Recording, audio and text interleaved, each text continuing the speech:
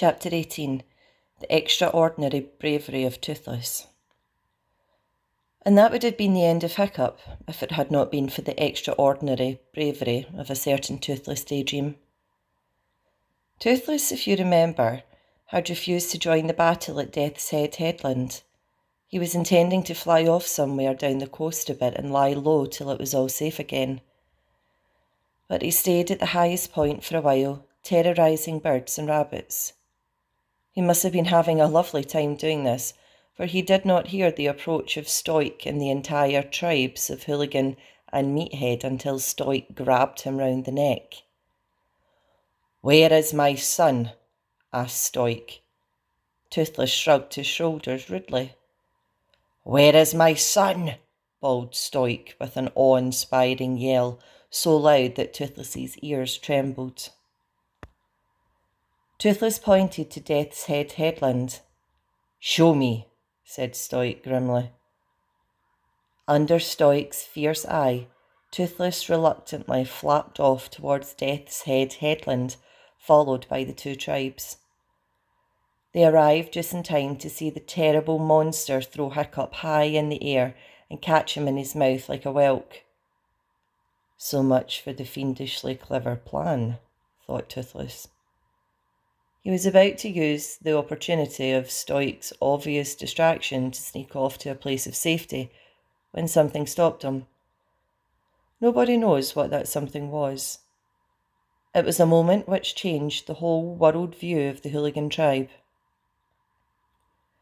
For centuries we had believed it was impossible for dragons to consider a selfless thought or a generous action. But what Toothless did next is impossible to explain as being in his own best interest at the time. All his fellow domestic dragons were now flying somewhere over the inner ocean. As soon as they heard Fireworm's cry of "Dessert!" Those who were hiding in caves or between crevices or crouched in the ferns rose up in a great swarm and abandoned their former masters as fast as their wings could carry them. The wild dragons from Wild Dragon Cliff had left hours before. But something kept Toothless from flying after them. Maybe it was Stoik's heart-rending, powerless cry of "No!" that caused him to pause. Or maybe somewhere in that self-centred green dragon heart of his, he really was fond of Hiccup and grateful for the hours that he'd spent looking after him, not shouting at him, telling him jokes and giving him the biggest and juiciest lobsters. "Dragons are selfish," argued Toothless to himself. "Dragons are heartless and have no mercy, and what makes us survivors?" Nonetheless, something made him turn right round, and something made him fold his wings back and fly like a dragon blur into the great monster on the cliff tops, which really was not in Toothless's best interests. As I said before, Toothless flew right up the monster's left nostril and started flying up and down inside in his nose, tickling it with his wings. The sea dragon lunged up and down, wriggling his nose like crazy and bellowing, "Ah!" The creature stuck his great talon up his nose in a disgusting fashion and tried to winkle out the tickling flea that was irritating him. Toothless didn't quite get out the way of the talon in time, and it scratched him on the chest. He hardly felt it though. He was so excited and carried on tickling regardless, dodging the probing dragon claw. "Ah!" bellowed the sea dragon. Meanwhile, Hiccup was being thrown this way and that inside the dragon's throat as it shook its head from side to side. It was trying desperately to hang on to the spear. He was trying desperately to hang on to the spear, which was in danger of becoming dislodged any second. "Choo!" The dragon finally sneezed, and Hiccup, the spear, Toothless, and a great deal of perfectly revolting snot were scattered over the surrounding countryside.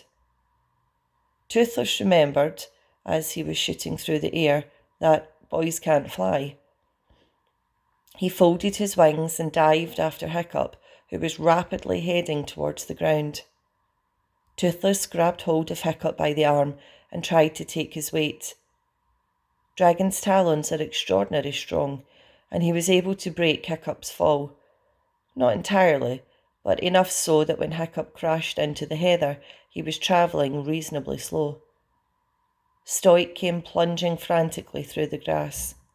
He picked up his son and faced the monster, holding his shield over Hiccup's unconscious body.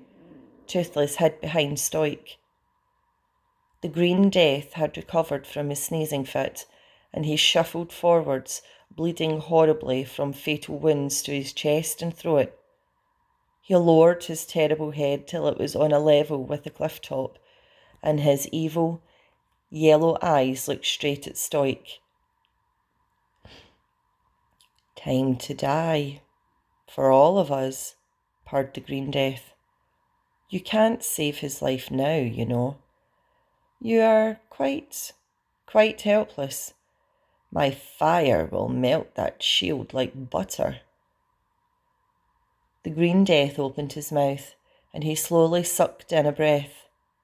Stoic tried to grab onto the chunks of heather to hold them fast, but Stoic, Hiccup, and Toothless were being dragged slowly but surely towards the gigantic black tunnel that was the monster's open jaws.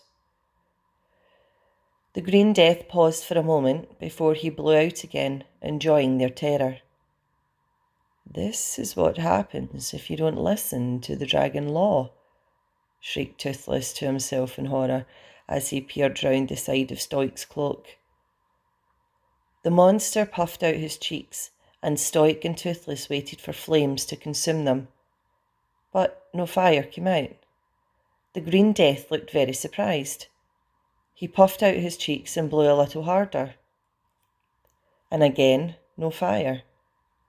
He tried once more, and now his head seemed to be turning a strange purplish colour with the effort of blowing, and it seemed to be swelling bigger and bigger, as if he was being pumped up with air from the inside. The monster had no idea what was happening, and he thrashed around wildly, and his eyes bulged larger and larger, until with a bang that could be heard for hundreds of miles in every direction, the Green Death blew up, right in front of their eyes. This may seem like some sort of miracle, or an intervention on the part of the gods, but in fact there is a logical explanation.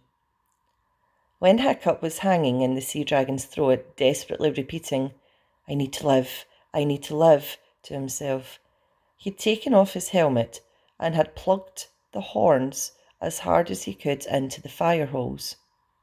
It was a perfect fit.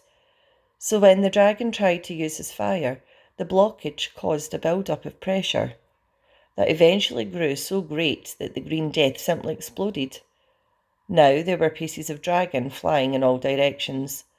Stoic and Toothless were incredibly lucky not to get hit by anything, standing as close to the explosion as they were.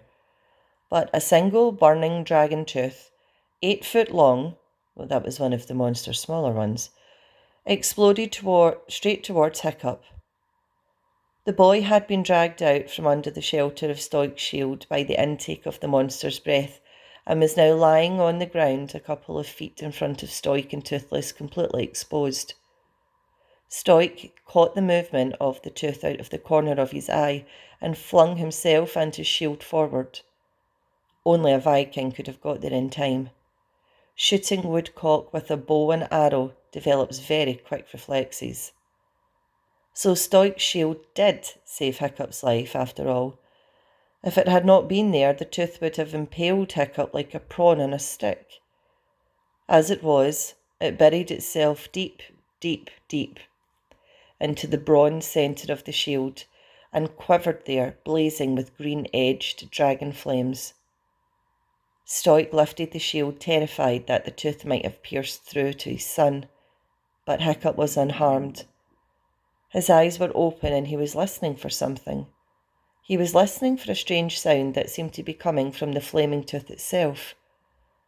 It was the sound of wheezing, echoing singing, like the wind blowing through coral caves, and it went something like this.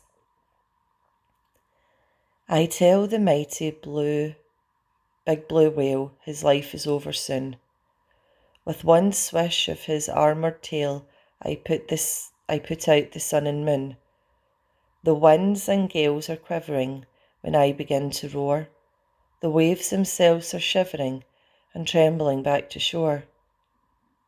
Listen, said Hiccup happily just before he passed out. The supper is singing.